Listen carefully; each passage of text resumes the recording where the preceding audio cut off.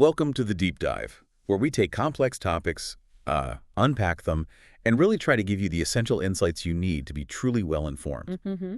Today, we're diving into a subject that impacts, well, countless lives, yet it often feels shrouded in this kind of maze of information: breast cancer. Yeah. Our listener has shared some really vital source material, and our mission today is basically to cut through that complexity and make sense of it all. Okay, let's unpack this. Indeed. And, navigating the world of breast cancer can be overwhelming with all the specialized terminology and just vast amounts of data out there. The real power, I think, lies in a clear, structured understanding of the science behind it all. That really empowers us with knowledge. So we're going to guide you through the fundamental anatomy, explore the different types of breast cancer, talk about how it's detected, and detail the array of sophisticated treatments available today. Okay, great. Let's start with the absolute basics then, the sort of blueprint of the breast itself. Mm-hmm. So you imagine this intricate organ, mostly made of fatty tissue, and inside that, you've got tiny structures called lobules, Right. which are essentially the milk-producing gland. Exactly. And from those lobules, these thin channels known as ducts carry that milk towards the nipple. Mm-hmm. And vital to all of this is this sophisticated network of lymph nodes, Okay. right? Both within the breast and extending into the armpit, connected by lymph vessels. That's right. These nodes are our body's critical filters, playing a key role in the immune system and, well, unfortunately, in how cancer can sometimes spread. Precisely. So when we talk about breast cancer, we're really talking about what happens when healthy cells in any of these breast tissues, most commonly in the ducts or lobules, begin to grow abnormally, uncontrollably.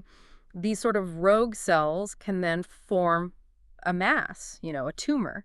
The critical concern, of course, is when these abnormal cells manage to acquire the ability to spread beyond the breast to other parts of the body. That process we call metastasis. And the risk factors for this cellular rebellion, they're quite sobering, aren't they? They are. That 1 in 8 statistic for women, it isn't just a number. It fundamentally shifts how we view the disease. It's this pervasive reality. And it underscores why awareness is just so critical for virtually every family. Absolutely. And for men, well, thankfully it's far less common. The risk is still there, about 1 in 1,000. It reminds us it's not exclusively a women's disease. Very important point. Now, it's crucial to understand that breast cancer isn't just one single disease. It seems more like a spectrum. Exactly. So what are these different types, and why is that distinction so vital for, diagnosis and treatment? That's a really crucial point. We often talk about two main pathways, let's say, cancer takes in the breast. The first and the most common involves the milk ducts. Now, when abnormal cells are confined within a duct and haven't spread into the surrounding tissue, it's called ductal carcinoma in situ, DCIS. In situ, meaning in its original place. Exactly, you got it. Think of it like that. However, if those cells break out of the duct and invade the surrounding healthy tissue, well, then it becomes invasive ductal carcinoma, or IDC. Okay, IDC. And that's a common and more serious type that usually requires more intensive treatment. Right. And then less commonly, cancer can also start in those milk-producing lobules. That has its own characteristics too. Indeed. Abnormal cells can also develop in the lobules.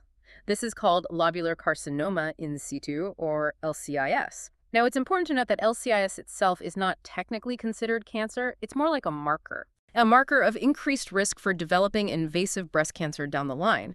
But just like DCIS, if these abnormal lobular cells do spread into the surrounding tissue, they then become a cancer called invasive lobular carcinoma, ILC. ILC. Okay. Understanding these distinctions feels foundational. It really is. So when we consider these cellular beginnings, what are the actual physical signs you should be attentive to? What are the sort of red flags that might indicate something's wrong? Yeah, it's absolutely crucial for everyone to be aware of the signs and really not to hesitate to get any changes checked out. These can include a new lump or thickening in the breast, or maybe the armpit area. That's often the most recognizable sign. Classic lump. Yeah. Classic lump, yeah. But other indicators might be a change in the size or shape of the breast, any nipple changes, like, say, an inversion where it turns inward, or redness, or maybe discharge, and also skin changes. That could be anything from redness, swelling, or inflammation to an unusual dimpling or puckering. Sometimes it's described as looking like the texture of an orange peel. Like an orange peel, right? I've heard that. Yeah, peau d'orange, they call it. Okay. So beyond the physical signs, understanding your individual risk profile seems like another really critical layer of proactive health. Definitely. What are some of the key factors that might make someone more susceptible? Well, understanding risk factors isn't about, fostering fear, but really about promoting awareness and maybe proactive steps. Key factors include simply getting older age is a significant risk factor. Right. Having dense breasts is another one. This means your breasts have more glandular and fibrous tissue compared to fatty tissue. And that makes it harder to see things on a mammogram. Exactly. It can make tumors harder to spot. A personal history of breast cancer or having a close relative, like a parent or sibling who had it, also increases risk. Then there are specific inherited gene mutations, most notably BRCA1 and BRCA2. These are critical. The BRCA genes. Yeah. These genes normally help repair damaged cell DNA, so when they have mutations, they can't do their job properly, and that significantly increases cancer risk. Ashkenazi Jewish ancestry is also associated with a higher prevalence of these genetic mutations. Interesting. And then on the lifestyle front, things like drinking more than a small amount of alcohol regularly and being overweight or obese, particularly after menopause, are also recognized risk factors. Okay.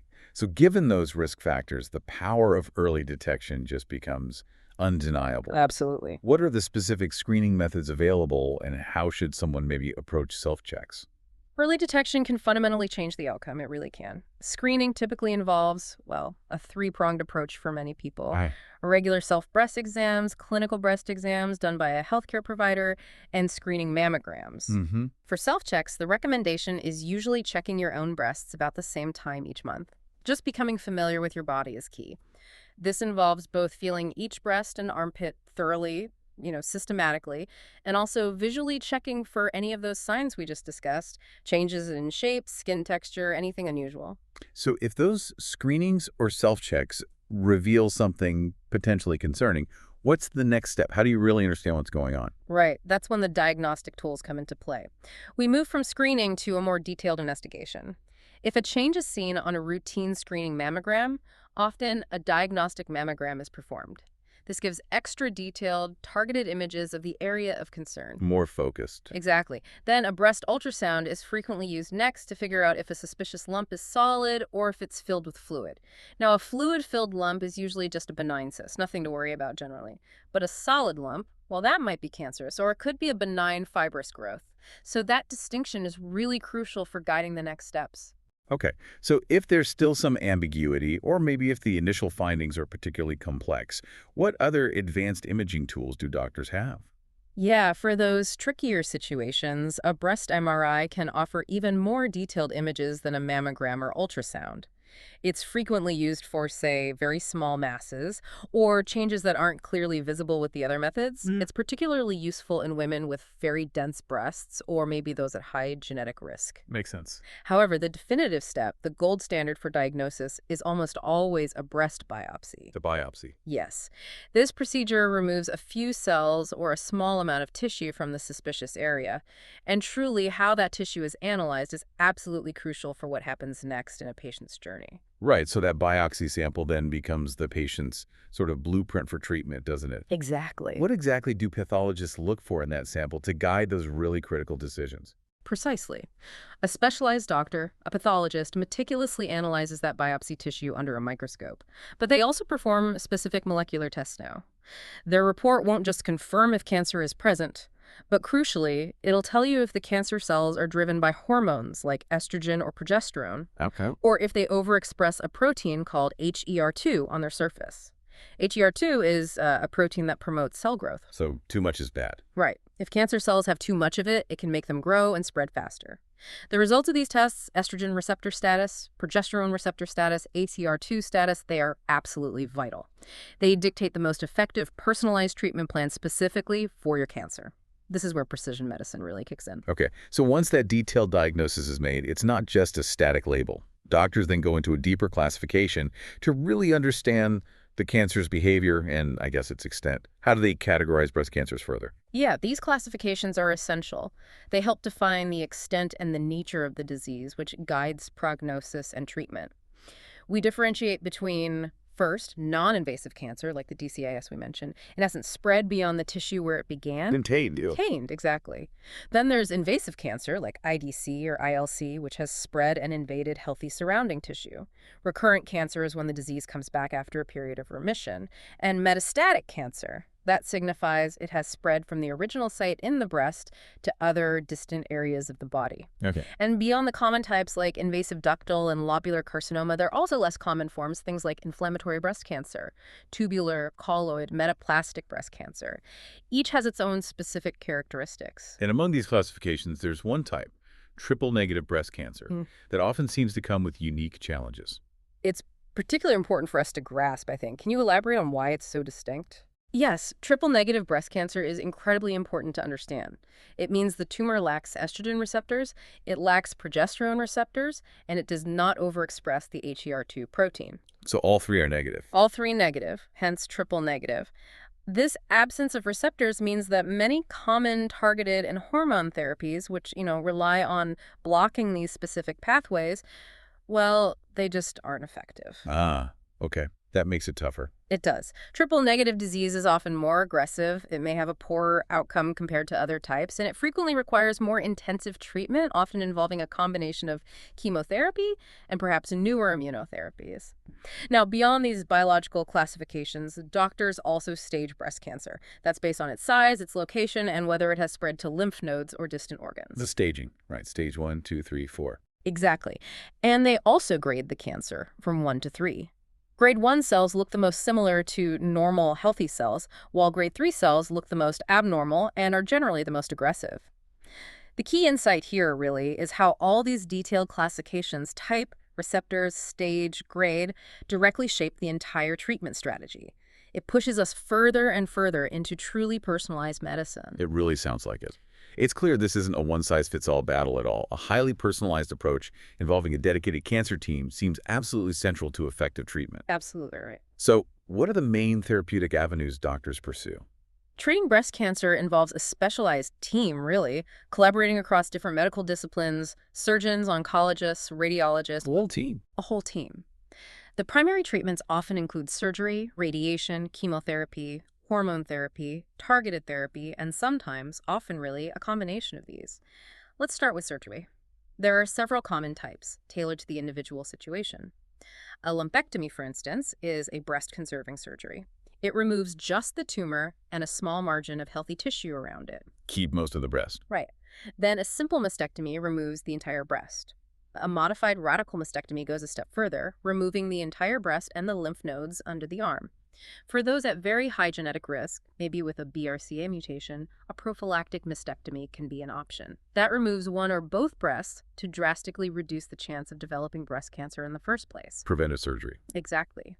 Many patients also consider mastectomy with reconstruction at the same time to restore the breast's appearance immediately or later. And complementing these are procedures like a sentinel lymph node biopsy. This identifies and removes only the first few lymph nodes that cancer cells are likely to spread to. To check if it's spread to the nodes. Precisely. To see if cancer has reached the lymphatic system. If cancer is found there, then an axillary node dissection might be performed to remove more lymph nodes in the armpit. And of course, reconstructive surgery itself is a vital option to help restore the appearance of the breast after removal, whenever the patient chooses. Okay, so once surgery has been considered or maybe performed, what are the other crucial components of a comprehensive treatment plan? Right. Beyond surgery, two other mainstays are radiation and chemotherapy. Radiation therapy uses high-energy beams, like X-rays, to kill any remaining cancer cells. It's often recommended after surgery to reduce the risk of the cancer coming back locally. Cleaning up anything left behind? Kind of like that, yeah. Or sometimes it's used to treat cancer that has spread to other areas. Chemotherapy involves powerful drugs designed to destroy cancer cells throughout the body. These are usually given either intravenously through an IV or sometimes as a pill. Chemo can be used before surgery, that's called neoadjuvant chemotherapy, maybe to shrink a large tumor and make surgery easier or more effective. Makes sense. Or it can be used after surgery adjuvant therapy to kill any lingering cancer cells that might have escaped, aiming to prevent recurrence. And for metastatic breast cancer, palliative chemotherapy focuses on controlling the disease and managing symptoms, improving quality of life. Okay. And moving beyond those broader treatments, how are doctors now really leveraging the specific biology of a tumor? Yeah. Fighting the cancer with incredible precision? Yes, that's where hormone therapy and targeted therapy truly shine. It's fascinating stuff. Hormone therapy is prescribed if your tumor tests positive for estrogen receptors, or ER positive, or progesterone receptors, PR positive. The ones we talked about from the biopsy. Exactly. It works by either blocking these hormones from reaching the cancer cells or by lowering the body's overall hormone levels. Essentially, you're starving the cancer cells that rely on these hormones for growth. This significantly lowers the risk of the breast cancer coming back, and it can shrink or slow the growth of metastatic hormone-sensitive cancers. Common examples you might hear about are tamoxifen, which blocks estrogen receptors, and aromatase inhibitors, which lower estrogen levels, typically used in postmenopausal women. Right. Then, targeted therapy. This is even more precise. It uses drugs or other substances to identify and attack specific characteristics or pathways found in cancer cells, ideally with minimal harm to healthy cells.